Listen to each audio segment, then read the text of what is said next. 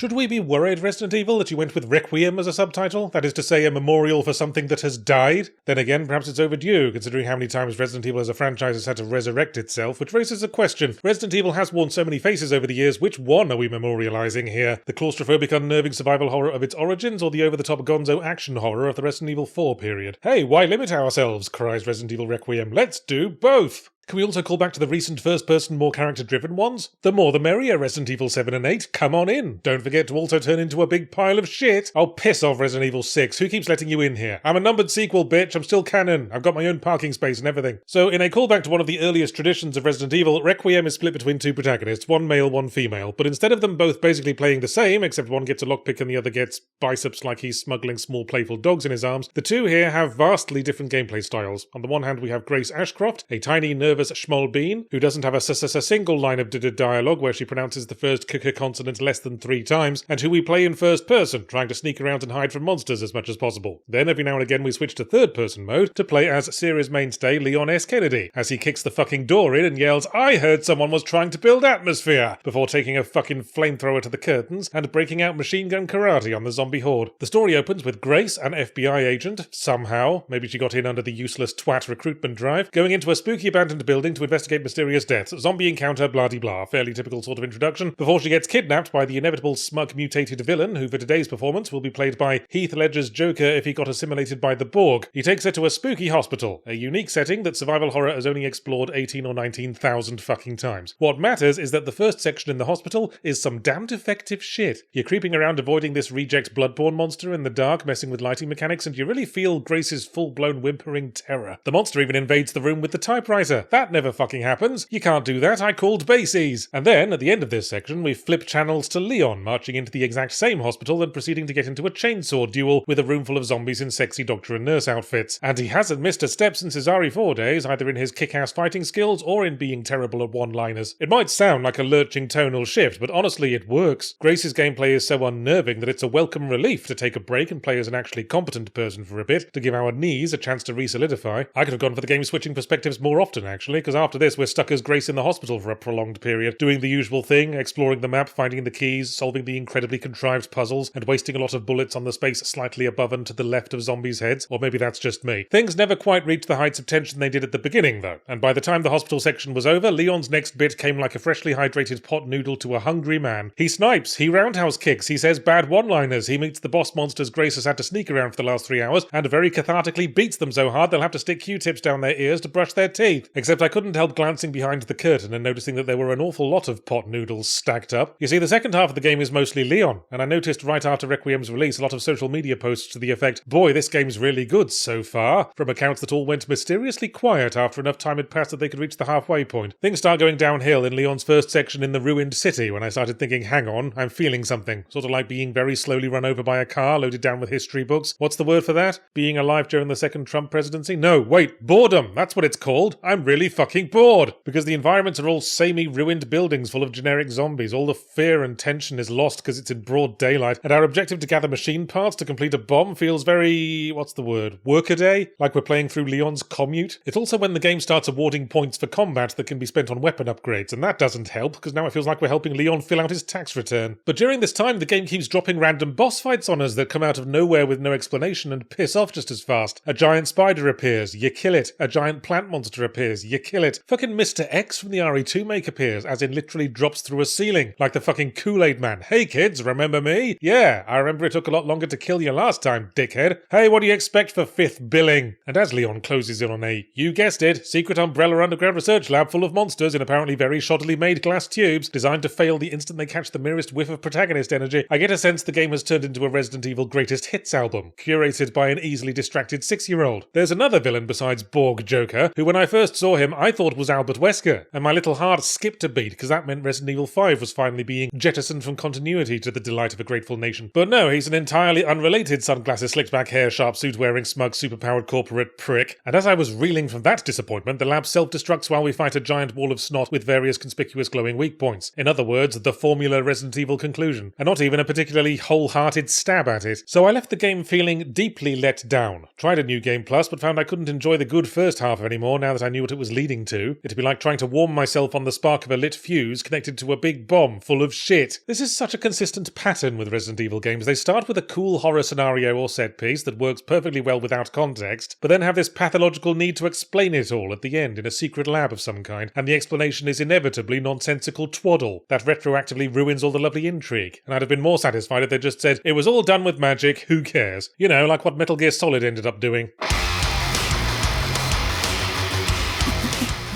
This video is brought to you by Game Maker, the friendly indie game engine built for beginners and professionals alike. Making your own game can seem like a daunting venture, like trying to eat a movie theater hot dog in the dark. But thanks to Game Maker's project-based learning resources, even a novice can create games from start to finish, increasing their coding proficiency along the way. The Game Maker YouTube channel hosts a variety of step-by-step guides to help you craft your first RPG, platformer, puzzle game, and more. You can also find written tutorials on the Game Maker website. Reference the Game Maker manual for additional tips and tricks, or consult fellow devs in the Game Maker Discord server and at community meetups. Why, it's just like adding glow-in-the-dark mustard to that sneaky little hot dog. Whether you're an experienced programmer or just starting out, Game Maker has all the right resources to make sure you relish your game development journey.